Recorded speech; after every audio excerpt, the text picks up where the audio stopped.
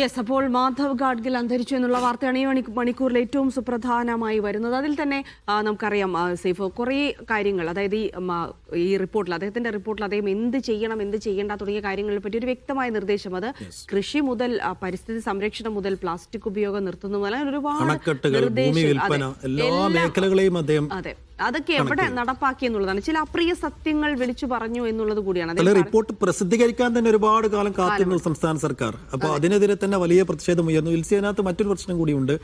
ഇപ്പോൾ ആ Madhav Gadgil committee report പുറത്തു വന്നതിന് പിന്നാലെ ഉണ്ടായ രാഷ്ട്രീയ ഒച്ചപ്പാടുകൾക്കപ്പുറത്തേക്ക് ഇത് കുറെ ചൂടേറിയ സാമൂഹ്യ ചർച്ചകൾക്കും വഴിവെച്ചു. പ്രത്യേകിച്ച് കർഷകർക്ക് ഒരു തരത്തിൽ എനിക്ക് തോന്നുന്നു മിസ്ലീഡ് ചെയ്യപ്പെടാനുള്ളൊരു സാഹചര്യം കൂടി ഉണ്ടാക്കി. അതായത് ഗാഡ്ഗിൽ കമ്മിറ്റി റിപ്പോർട്ട് നടപ്പാക്കിയാൽ അത് കർഷകർക്ക് ഏറ്റവും ദോഷകരമായി ഭാവിക്കുമെന്നുള്ള ഒരു തരത്തിൽ ഭൂവുടമകൾക്ക് കാര്യമായ പ്രശ്നങ്ങളുണ്ടായി. കാരണം ഭൂമി വിൽപ്പന നടക്കില്ലേ. മാധവ് ഗാഡ്ഗിൽ അദ്ദേഹത്തിന്റെ റിപ്പോർട്ടിൽ പരാമർശിച്ച ഭാഗങ്ങളൊക്കെ വിൽപ്പന നടക്കാത്ത ഒരു അവസ്ഥയിലേക്ക് പോയി. അങ്ങനെയൊക്കെയുള്ള സാമൂഹിക പ്രശ്നങ്ങൾ കൂടി ഉണ്ടായിരുന്നു. അങ്ങനെ വലിയൊരു സാമൂഹിക പ്രശ്നം കൂടി. അപ്പോഴും അദ്ദേഹത്തിന്റെ ഫൈൻഡിങ്സിൽ ഉറച്ചു നിന്നു. അതിനുശേഷം പല അഭിമുഖങ്ങൾ അദ്ദേഹത്തിൻ്റെതായി വന്നു. പക്ഷെ അതിലൊന്നും അദ്ദേഹത്തിന്റെ നിലപാടിൽ നിന്ന് പിറകോട്ട് പോയില്ല. പക്ഷെ ചില പ്രശ്നങ്ങൾ ഉണ്ടായിരുന്നു. അത് 50 വർഷത്തിൽ കൂടുതൽ പഴക്കമുള്ള അണക്കെട്ടുകൾ പ്രവർത്തനം അവസാനിപ്പിക്കണമെന്ന് അദ്ദേഹം പറഞ്ഞു. അത് പിന്നീട് വന്ന കസ്തൂരിരംഗൻ കമ്മിറ്റി അത് നടക്കാത്ത കാര്യമാണ്. അത് പ്രായോഗികമായി ബുദ്ധിമുട്ടുള്ള സംഗതി. അങ്ങനെയാണെങ്കിൽ കേരളത്തിലെ അണക്കെട്ടുകൾക്കൊക്കെ അത് വലിയ പ്രശ്നമുണ്ട്. മുല്ലപ്പെരിയാർ അടക്കമുള്ള അണക്കെട്ടുകൾക്കൊക്കെ ഒരു പ്രശ്നം ഉണ്ടാവുമായിരുന്നു.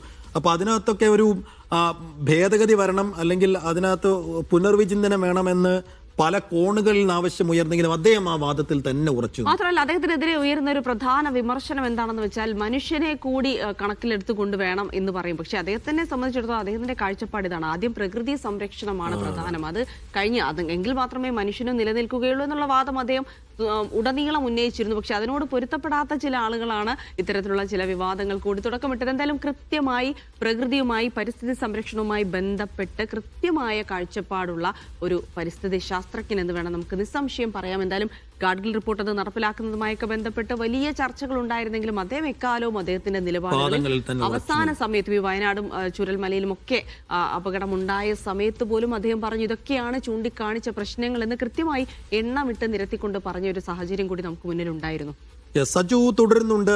സജു, അതാണ് പുതിയ നൂറ്റാണ്ടിൽ നമ്മൾ ഇത്രയധികം ചർച്ച ചെയ്ത, ഒരുപക്ഷെ കേരളവും ഇന്ത്യയും രാജ്യവും ഇത്രയധികം ചർച്ച ചെയ്ത മറ്റൊരു പരിസ്ഥിതി ശാസ്ത്രജ്ഞൻ ഉണ്ടാവില്ല. കാരണം എന്തൊക്കെ എതിർപ്പുകളും ഏതൊക്കെ മേഖലകളിൽ നിന്ന് വെല്ലുവിളികൾ നേരിട്ടപ്പോഴും അദ്ദേഹം പഠനത്തിലൂടെ കണ്ടെത്തിയ വസ്തുതകളിൽ തന്നെ അദ്ദേഹം ഉറച്ചു നിന്നു. അദ്ദേഹത്തിന്റെ വാദങ്ങളിൽ, അദ്ദേഹത്തിന്റെ നിലപാടുകളിൽ അദ്ദേഹം ഉറച്ചു നിന്നു.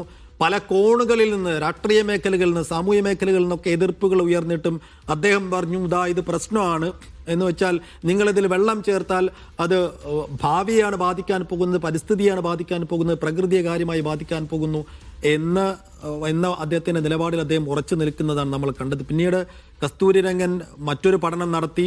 ആ റിപ്പോർട്ടിലും ഇദ്ദേഹത്തിന്റെ വാദങ്ങളെ തത്വത്തിൽ അംഗീകരിച്ചുകൊണ്ടാണ് ആ റിപ്പോർട്ടും പുറത്തു വന്നത്. ചില മേഖലകളിലൊക്കെ ഭേദഗതിയും പുനർവിചിന്തനം വേണം എന്നൊക്കെ ഒരു ശുപാർശകൾ കസ്തൂരിരംഗൻ വെച്ചെങ്കിൽ കൂടിയും തത്വത്തിൽ അതിന് അംഗീകരിക്കുന്നതാണ് കസ്തൂരിരംഗൻ റിപ്പോർട്ടും. ആ അർത്ഥത്തിൽ മാധവ് ഗാഡ്ഗിൽ മുന്നോട്ട് വെച്ച ശുപാർശകൾ, അല്ലെങ്കിൽ അദ്ദേഹത്തിന്റെ ഫൈൻഡിങ്സ്, അദ്ദേഹത്തിന്റെ റിപ്പോർട്ട്, അത് കേരളത്തിന്റെ ഭാവിയിൽ, രാജ്യത്തിന്റെ ഭാവിയിൽ എത്രമേൽ പ്രധാനപ്പെട്ട ഒരു നാഴികക്കല്ലായിരുന്നു, ആണിക്കല്ലായിരുന്നു സജു? സൈബുദ്ദീൻ, അത് തീർച്ചയായിട്ടും രാജ്യ സംരക്ഷണത്തിന് അല്ലെങ്കിൽ ലോകത്തിന് തന്നെ സംരക്ഷണത്തിന് വേണ്ടി ഏറ്റവും ഉദാത്തമായ ദൃഷ്ടാന്തമായിരുന്നു അദ്ദേഹം മുൻപോട്ട് വെച്ചത്. പക്ഷെ അത് എന്തുകൊണ്ടാണ് രാജ്യത്തിലെ രാഷ്ട്രീയ പ്രവർത്തകരോടൊപ്പം തന്നെ ഇതുമായി ബന്ധപ്പെട്ട് നിൽക്കുന്ന മറ്റ് പരിസ്ഥിതി സ്നേഹികളും അംഗീകരിക്കാത്തത് എന്നുള്ള വലിയ ചോദ്യമാണ് ഇപ്പോഴും നിലനിൽക്കുന്നത്. ഏറ്റവും ഒടുവിൽ അദ്ദേഹം 2023 പുറത്തിറക്കിയ ആത്മകഥയിൽ a walk up the hill living with peoples and nature എന്ന പുസ്തകത്തിൽ അദ്ദേഹം കൃത്യമായിട്ട് എന്തായിരുന്നു അദ്ദേഹത്തിന്റെ ആശയം, അദ്ദേഹം മുൻപോട്ട് വെക്കുന്ന പ്രകൃതി സ്നേഹം എന്താണ്, ജനങ്ങളോടുള്ള വികാരം എന്താണെന്ന് അദ്ദേഹം കൃത്യമായി എഴുതിയിട്ടുണ്ട്.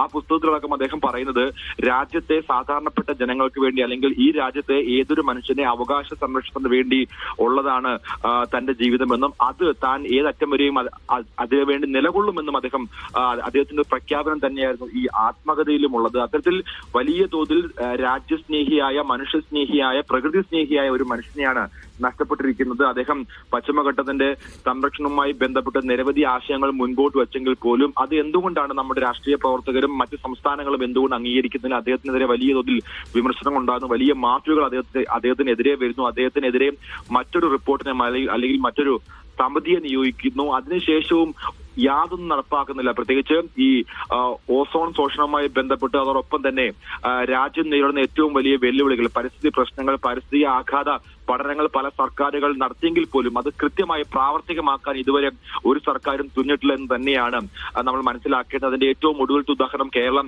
ചൂരൽമലയിൽ നമ്മൾ മനസ്സിലാക്കിയതാണ്, നമ്മൾ അടുത്തറിഞ്ഞതാണ്. 250ഓളം മനുഷ്യരുടെ ജീവൻ നഷ്ടപ്പെട്ടതോടുകൂടി നമ്മൾ തിരിച്ചറിഞ്ഞതാണ്. പക്ഷെ നമ്മുടെ സർക്കാർ പോലും അദ്ദേഹത്തെ അംഗീകരിക്കാനോ അല്ലെങ്കിൽ അദ്ദേഹം മുൻപോട്ട് വെച്ച ആശയങ്ങൾ യഥാർത്ഥമായി ജനങ്ങളുടെ ഉള്ളിലേക്ക് എത്തിക്കാനോ ശ്രമിച്ചത്. അതുകൊണ്ട് തന്നെയാണ് ജനങ്ങൾക്കിടയിലും അദ്ദേഹത്തിന്റെ റിപ്പോർട്ടിനെ പറ്റി രണ്ട് അഭിപ്രായമുള്ളത്. അത് ഒരിക്കലും അദ്ദേഹം ഒരു പരിസ്ഥിതി സ്നേഹി അല്ലായിരുന്നു, അദ്ദേഹം ചില ആശയങ്ങൾക്ക് വേണ്ടി അഡമന്റ് നിലകൊള്ളുന്ന വ്യക്തിയായിരുന്നു എന്നുള്ള ഒരു ആഖ്യാനം വരികയും അദ്ദേഹത്തിനെതിരെ പോലും വരുന്ന ചില വാർത്തകളൊക്കെ നമ്മൾ കണ്ടിട്ടുള്ളതാണ്. പക്ഷേ അദ്ദേഹം എന്നും നിലകൊണ്ടത് അദ്ദേഹത്തിന്റെ ആശയത്തിന് വേണ്ടിയായിരുന്നു. ലോക സംരക്ഷണം, രാജ്യ സംരക്ഷണം, മനുഷ്യർ ഈ ഭൂമിയിൽ അവശേഷിക്കണം എന്നുള്ള ആഗ്രഹം മുൻപോട്ട് വെച്ച ഏറ്റവും വലിയൊരു പ്രകൃതി ശാസ്ത്രജ്ഞനെയാണ് നഷ്ടമായിരിക്കുന്നത്. 83-ാം വയസ്സിൽ അദ്ദേഹം ഈ ലോകത്തോട് വിട പറയുമ്പോൾ അദ്ദേഹം മുൻപോട്ട് വെച്ച ആശയങ്ങളും അദ്ദേഹത്തിന്റെ ഫൈൻഡിങ്സുകളും അതോടൊപ്പം തന്നെ അദ്ദേഹം മുൻപോട്ട് വെച്ച എല്ലാ റിപ്പോർട്ടുകളും അത് ഇപ്പോൾ വിരൽ ചൂണ്ടുന്നത് ഈ പ്രകൃതി അല്ലെങ്കിൽ പശ്ചിമഘട്ടം സംരക്ഷിക്കപ്പെടണം, അതല്ലെങ്കിൽ വലിയ തോതിൽ ജനങ്ങൾ ബുദ്ധിമുട്ട് നേരിടുന്നു. ഇനിയും വരും വർഷങ്ങളിലും ജനങ്ങൾ നേരിടുന്ന എല്ലാ പ്രശ്നങ്ങളുടെയും മൂല കാരണം എന്ന് പറയുന്നത് പശ്ചിമഘട്ടം നശിച്ചുകൊണ്ടിരിക്കുന്നതാണ്. ലക്ഷക്കണക്കിന് ജീവജാലങ്ങളോടൊപ്പം തന്നെ മറ്റു വിഭവങ്ങൾ, പ്രകൃതി വിഭവങ്ങളടക്കം ചൂഷണം ചെയ്യുമ്പോൾ അതിന്റെയൊക്കെ ഫലം അനുഭവിക്കുന്നത് സാധാരണ ജനങ്ങൾ തന്നെയാണ്. അത് മാറണമെങ്കിൽ അല്ലെങ്കിൽ അതിനൊക്കെ മാറി ചിന്തിക്കാനുള്ള സമയമായിരിക്കുന്നു. പ്രത്യേകിച്ച് ലോകരാജ്യങ്ങൾ അത്തരത്തിൽ പ്രകൃതി സംരക്ഷണത്തിലേക്ക് അല്ലെങ്കിൽ പ്രകൃതിയിലേക്ക് മടങ്ങി പോകുമ്പോൾ ഇന്ത്യ എന്തുകൊണ്ടാണ് മാറി നിൽക്കുന്നത്? അത്തരമൊരു നിലപാട് ഇന്ത്യ സ്വീകരിക്കുന്നത് പ്രത്യേകിച്ച് കോർപ്പറേറ്റ് വൽക്കരണത്തോട് കൂടി നിന്നുകൊണ്ട് ഇന്ത്യയുടെ ചില നിലപാടുകൾ മാറുന്നത് കൊണ്ടാണ് ഇത്തരത്തിലുള്ള സംഭവം ഉണ്ടാകുന്നത് എന്നുള്ളത് പോലും സജു തീർച്ചയായിട്ടും ഇപ്പോൾ